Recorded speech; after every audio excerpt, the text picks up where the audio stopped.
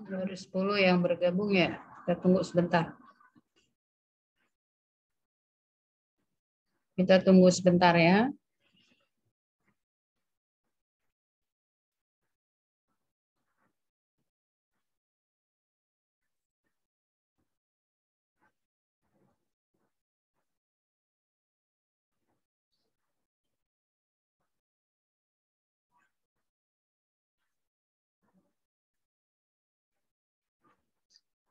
Oke, yang sudah bergabung silakan on cam. Kita mulai saja.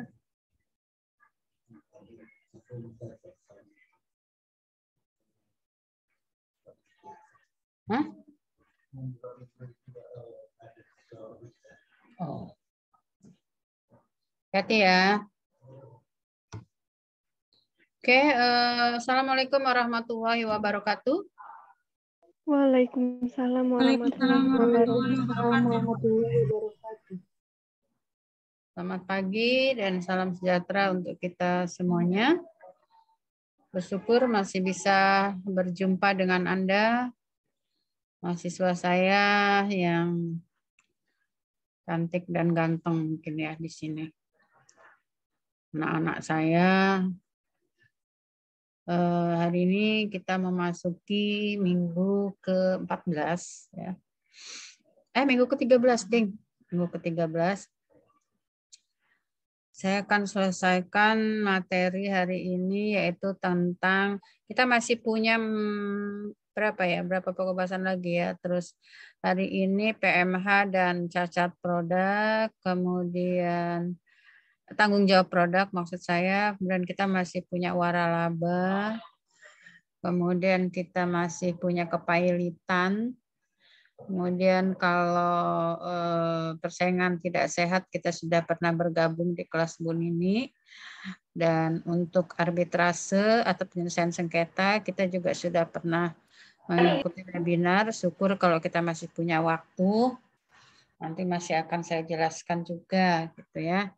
Nah, kita selesaikan dulu karena saya kemungkinan minggu depan itu akan berangkat lagi ke Jakarta ya, jadi ada urusan pengobatan suami saya ya. Jadi tapi kayaknya kalau hari Rabunya kita masih bisa berjumpa ya. Insya Allah mudah-mudahan biar saya tugasnya bisa selesai gitu ya. Dan kalau Anda bisa, misalnya Anda bisa menggantikan di hari lain untuk minggu depan itu ya sih sebenarnya biar selesai dulu semua, biar saya kalau sudah selesai semua itu ya sudah kita tinggal nunggu ujian akhir ya, tinggal nunggu minggu ke-16 ujian akhir. Kalau memang substansinya sudah kita bahas semua. Jadi tersisa minggu ke-15 atau tersisa minggu ke-14, 15 ya nggak masalah kalau materinya memang sudah habis gitu ya. Nanti saya bertugas membaca saja. Makanya kalau misalnya ini kan hari Rabu ya, hari Jumat mungkin bisa cerita tentang waralaba. Hari ini kita cerita tentang tanggung jawab produk. Terus disambung dengan PMH ya, perbuatan melawan hukum. Mudah-mudahan bisa selesai. Jadi kalau kita sudah cerita tentang badan usaha, tentang kegiatan usaha, maka pada gilirannya kita bicara soal tanggung jawab produk. Kita akan silakan on cam ya, yang belum on cam dulu. Tak usah dipanggil-panggil supaya waktunya tidak habis untuk memanggil Anda. Ya. Oke, saya ke tanggung jawab produk ya.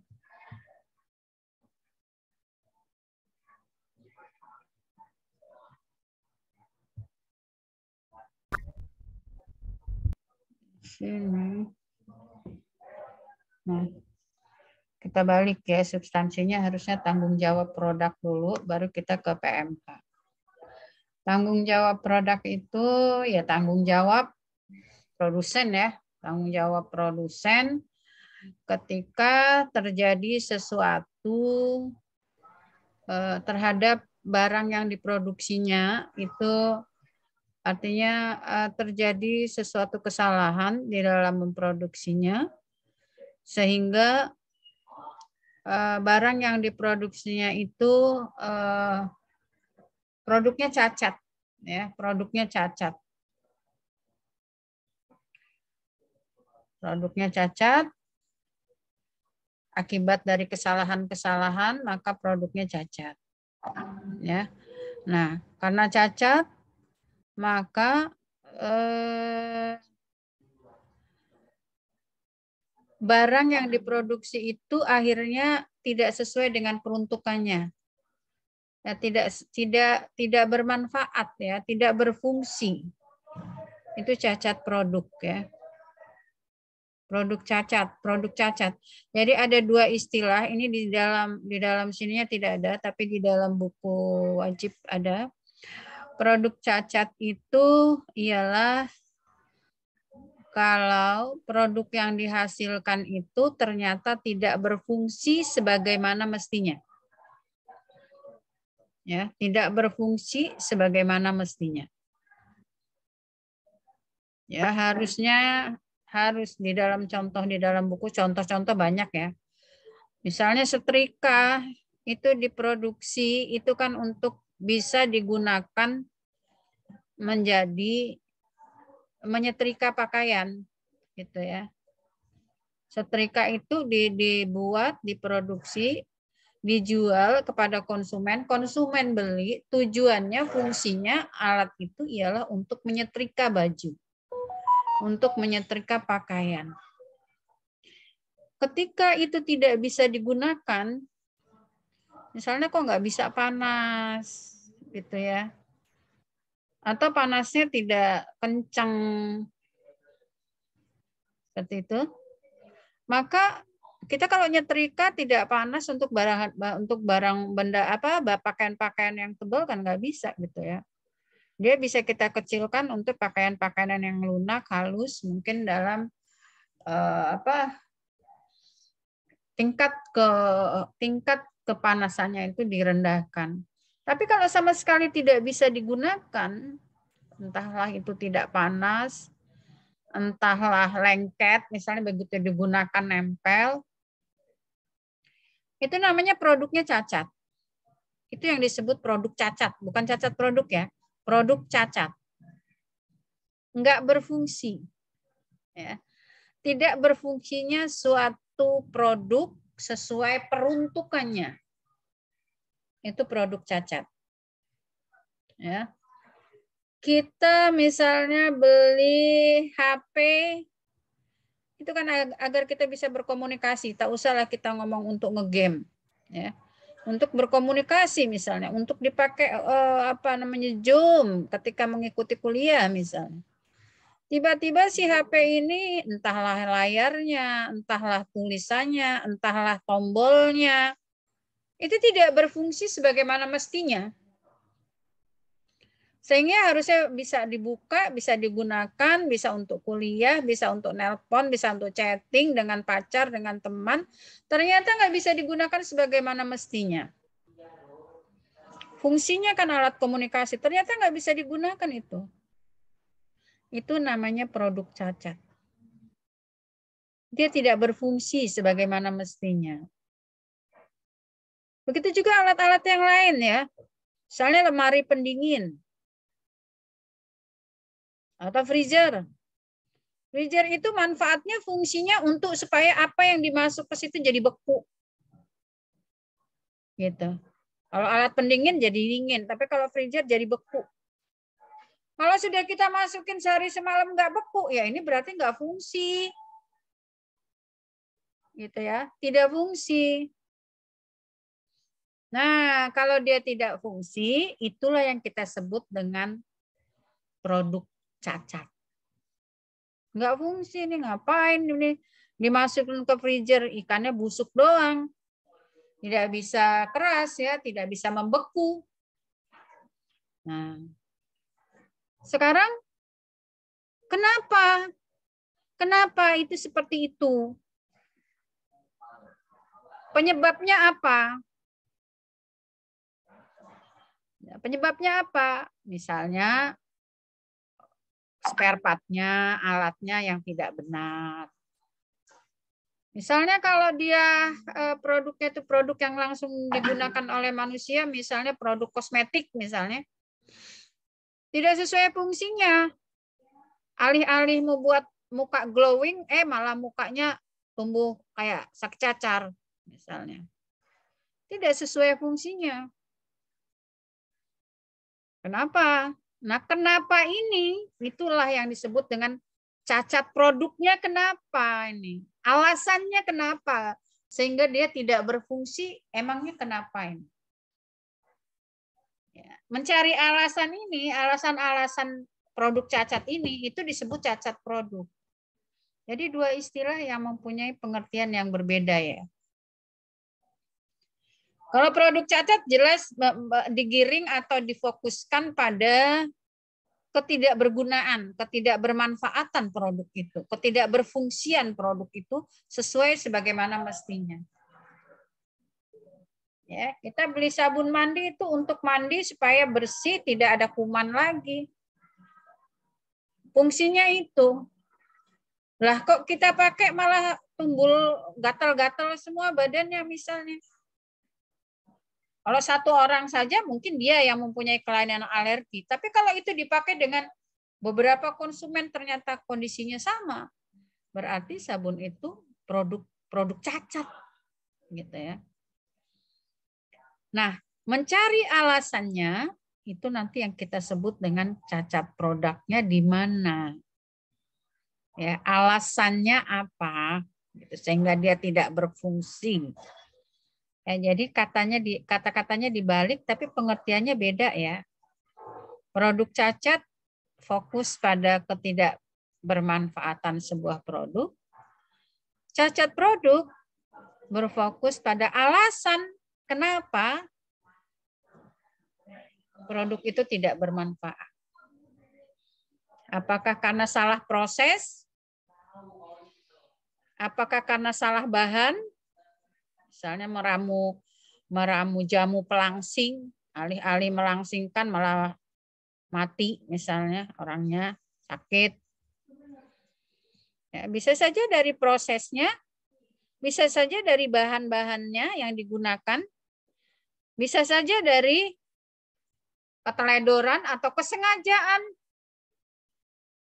Nah, alasan-alasan itu kita sebut dengan cacat produk. Ya, alasan tidak bermanfaatnya. Alasan munculnya produk cacat itu disebut cacat produk. Jadi satu, fokus pada kemanfaatannya.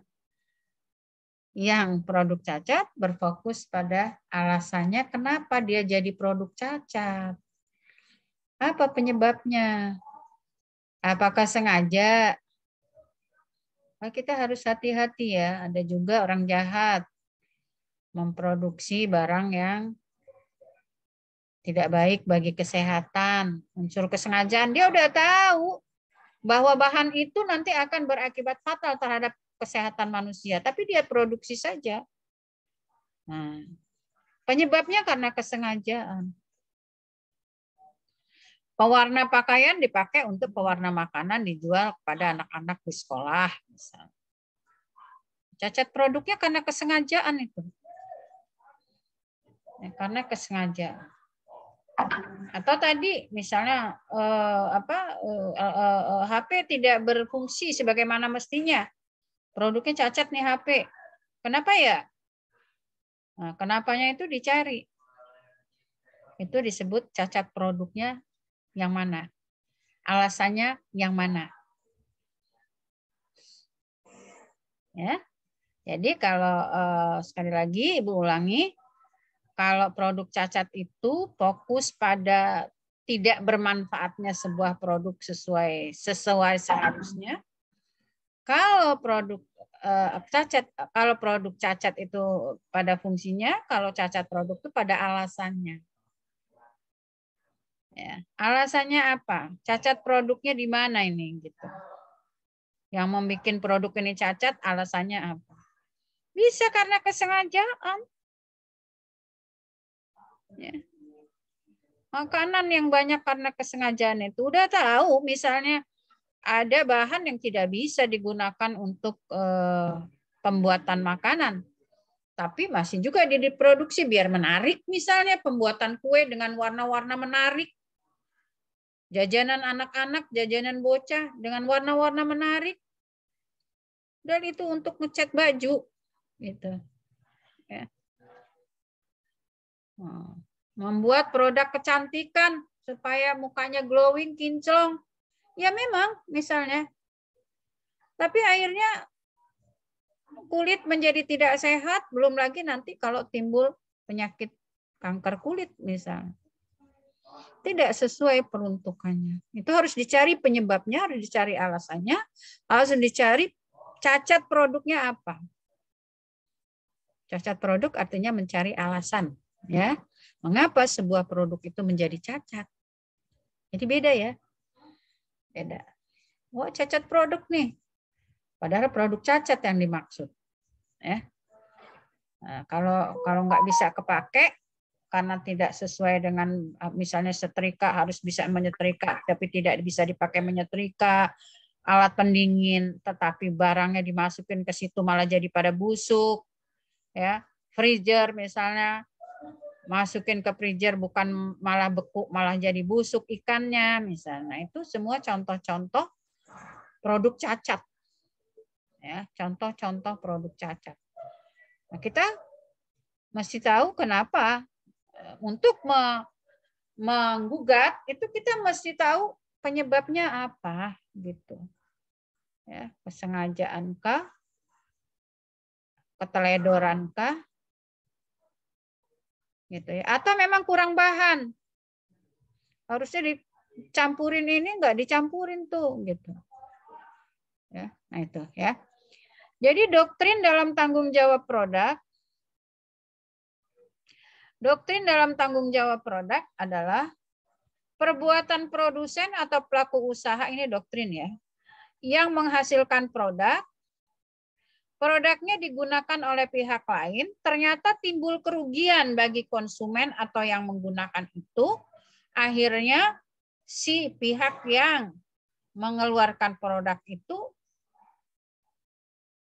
harus dituntut untuk bertanggung jawab. Dan tanggung jawabnya itu termasuk dalam tanggung jawab mutlak. Ya, untuk mengganti kerugian. Ya, itu ya. Jadi itu ya tadi ya. Jadi doktrinnya itu tanggung jawab mutlak. Kalau emang dia tidak salah, dia yang harus membuktikan gitu. Bukan konsumennya yang harus membuktikan, tapi ya produsennya yang harus membuktikan bahwa saya tidak salah di dalam memproduksi barang ini gitu. Nah, akhirnya nanti dia akan digugat karena konsumen menderita rugi, maka dia mempunyai tanggung jawab untuk mengganti kerugian itu. Nah ini ya, ini doktrin tanggung jawab di dalam produk. Ya, memproduksi barang yang ternyata barangnya itu termasuk ke dalam produk yang cacat. Ya. Jadi produsen atau pelaku usaha menghasilkan sebuah produk, kemudian produk itu digunakan oleh orang lain yang biasa disebut dengan konsumen, ternyata pengguna itu mengalami kerugian. Ya, kerugian itu bisa karena barang yang nggak bisa dipakai, malah bisa jadi sampai kepada kerugian fisik. Misalnya kita beli bedaknya maka hati-hati ya, sekarang itu di online banyak jualan-jualan. Kalau yang menyangkut-nyangkut obat nggak usah dibeli deh gitu. Belinya yang nggak beresiko aja. kayak baju gitu ya, nggak apa-apa lah kalau nggak bisa dipakai ya Anda komplain, tapi tidak merusak fisik. Tapi kalau yang jenis-jenis pengobatan, yang obat pelangsing lah, yang obat bikin muka glowing lah, yang bikin, itu tak usah dibeli deh ya kalau dari online itu.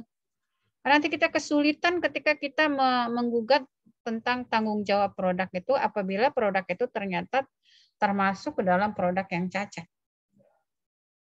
Ya. Ya salah kita sendiri, makanya konsumen itu harus selektif. Ya. Termasuk saya ini suka tergoda juga dengan iklan-iklan itu ya. Tapi saya masih bisa memilih. Saya memilih kalau saya mau beli ya yang tidak berkenaan dengan fisik ya. Gitu. Jangan yang berkenaan dengan fisik. Ya tadi kayak obat-obatan, alat perawatan badan. Kalau mau beli di counter-counter resmi saja kalau itu. Jadi kalau Anda mau gugat, enak tuh orang dagangnya ada di situ, gampang ya. Gitu. Oke, kita lanjut. Itu tanggung jawab produk. Unsur-unsurnya, ada produsen atau pelaku usaha yang melakukan perbuatan. Ya. Pelaku usaha yang melakukan perbuatan, hasil karyanya sesuai dengan tujuannya.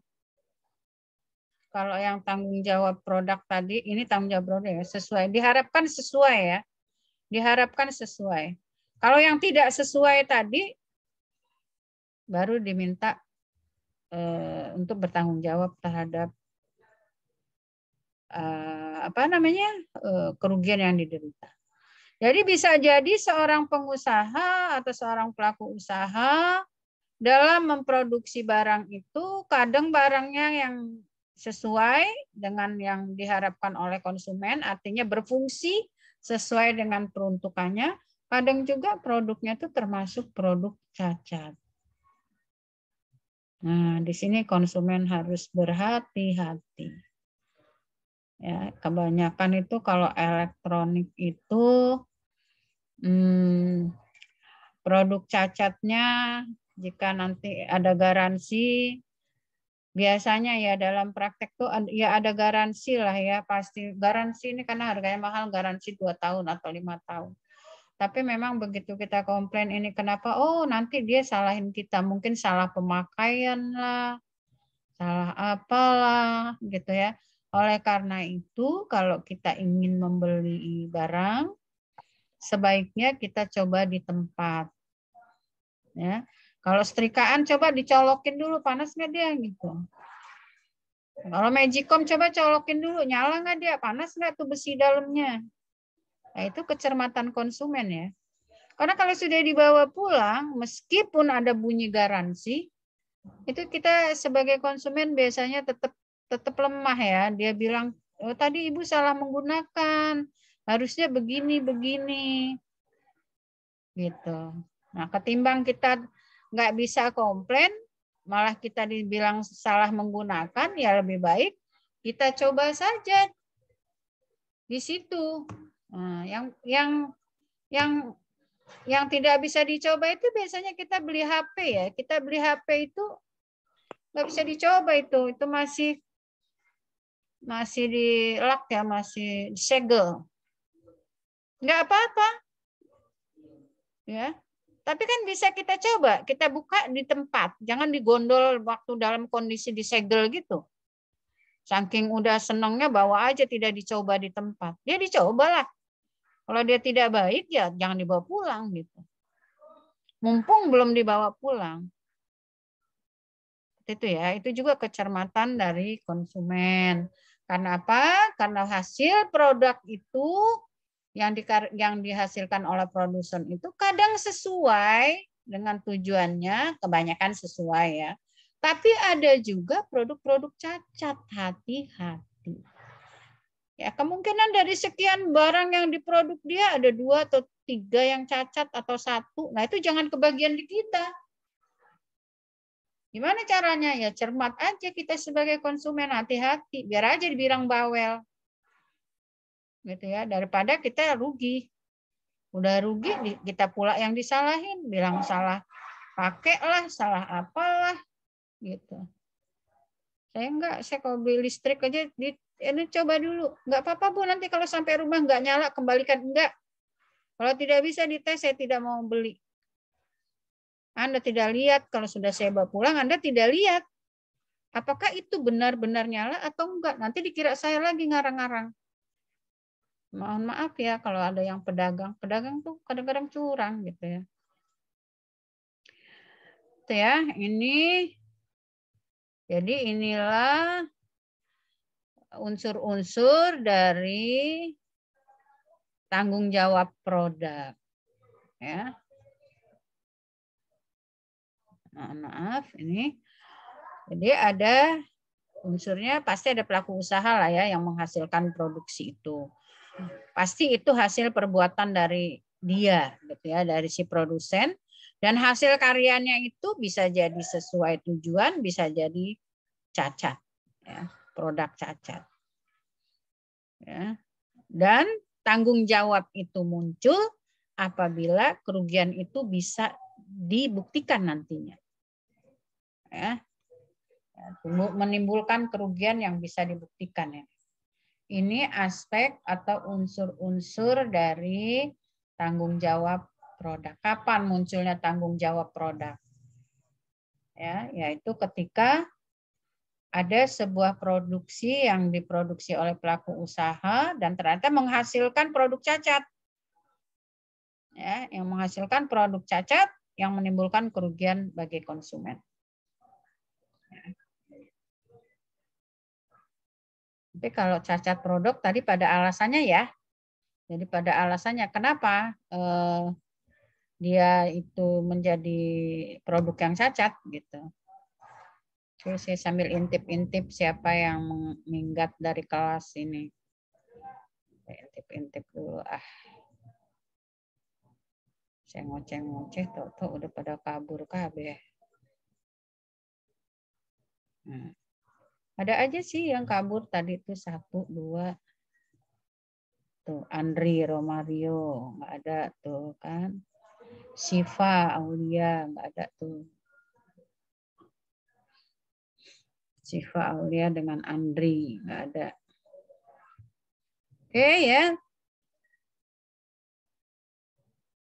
Tanggung jawab produk pada ini kenapa jadi begini sih? Tanggung jawab produk pada produsen karena cacat produk. Nah, penggantian produk cacat dengan produk yang tidak cacat. Kemudian penggantian ini produk cacat ini ya, bukan cacat produk. Penggantian biaya servis bagi produk manufaktur yang cacatnya karena tidak ada produk penggantinya. Ternyata nggak dipasangnya tuh karena spare part-nya nggak ada misalnya. Jadi dia harus membayar biaya servisnya. Kemudian penggantian uang bagi konsumen yang salah penggunaan obat atau perawatan tadi udah saya contohkan. Anda gugah, kemudian Anda diperbolehkan untuk meminta ganti kerugian atas kerugian Anda akibat Anda menggunakan obat, ya. Nah, itu adalah cacat produk. Kalau terjadi seperti produk cacat ya, kalau terjadi seperti itu lalu apa yang bisa kita lakukan sebagai konsumen? Ya kita gugat karena ini kasusnya perdata ya. Produk cacat ini perdata. Gugat menuntut tanggung jawab kenapa produk itu cacat gitu ya. Dasarnya apa? Kalau kita mau menggugat dasar hukumnya apa? Nah, kalau kita mau menggugat tuh kita mesti harus cari dasar hukum ya. Silakan jangan keluar masuk ya. Silakan on cam ya. Silakan on cam ya. Sebelum saya foto yang tidak on cam ini saya foto, saya anggap tidak masuk. Ya. Kalau masih saya tegur berarti masih bagus lah itu. Ya. Tapi nanti kalau sudah saya udah kesel, saya foto saja, saya anggap Anda tidak masuk saja sudah. Kok repot-repot ya. Repot-repot amat gitu.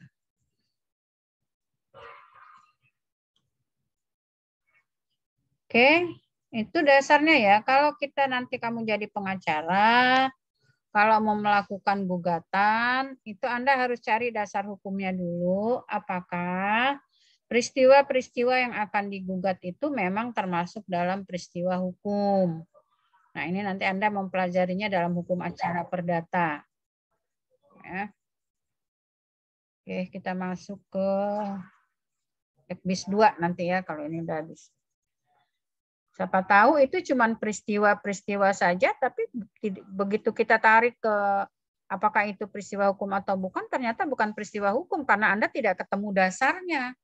Kalau tidak ketemu dasarnya, ya gugatan Anda nanti nggak benar ya, gitu. Kita bisa kalah di dalam persidangan. Nah, dasar gugatan untuk menuntut tanggung jawab produk itu adalah pasal 1365.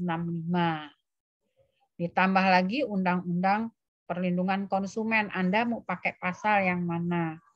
Undang-Undang Perlindungan Konsumen itu isinya tentang hak dan kewajiban produsen, hak dan kewajiban konsumen.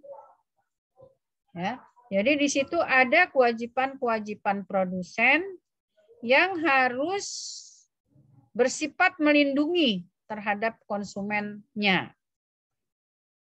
Ya. Yang bersifat melindungi konsumen. Ya, ini dasarnya ada dua ini. Kalau kita akan melakukan dasar gugatan tanggung jawab produk. Sekarang nanti akan kita lihat 1365 itu bagaimana, gitu ya. Kalau Undang-Undang Konsumen silakan Anda baca ya.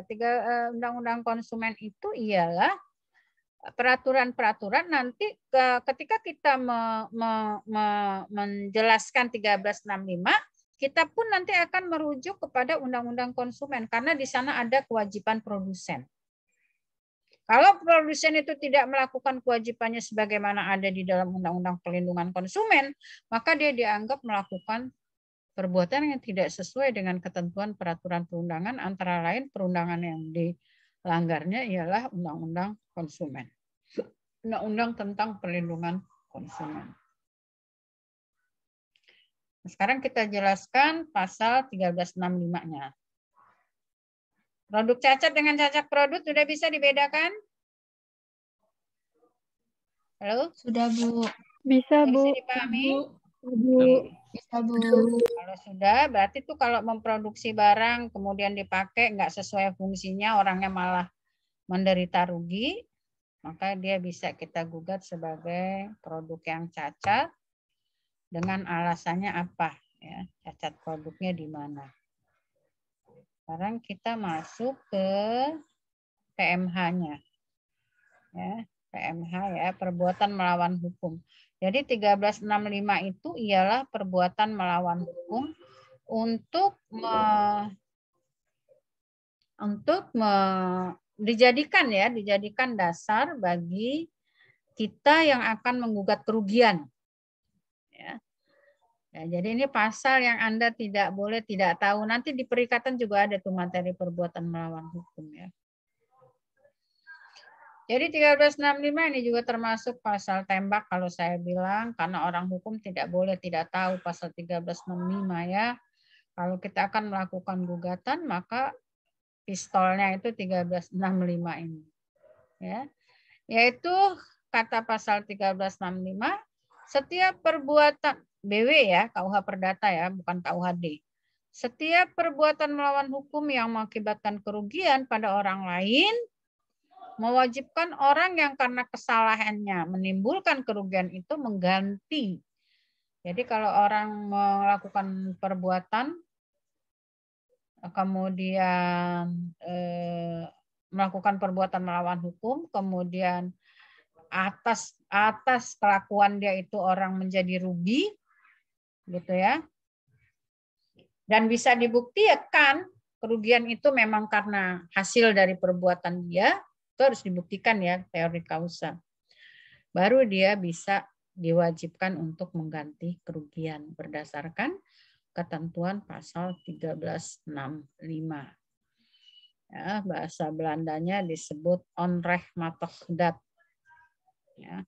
Ya, sedikit-sedikit lah bahasa Belanda yang memang harus Anda tahu ya.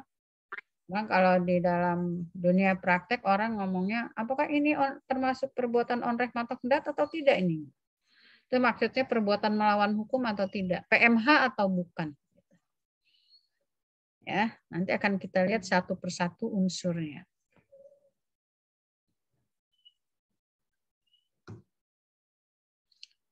Unsur-unsur PMH tadi dari definisi itu ada 4. Ya, ada 4. 1, kalau ingin dikatakan adanya onrechtmatigheid atau akan dikatakan perbuatan melawan hukum, harus ada 4 ini. 4 ini bukan alternatif ya, tapi kumulatif. Sifatnya kumulatif. Kumulatif itu artinya harus semua terpenuhi. Harus semua terpenuhi.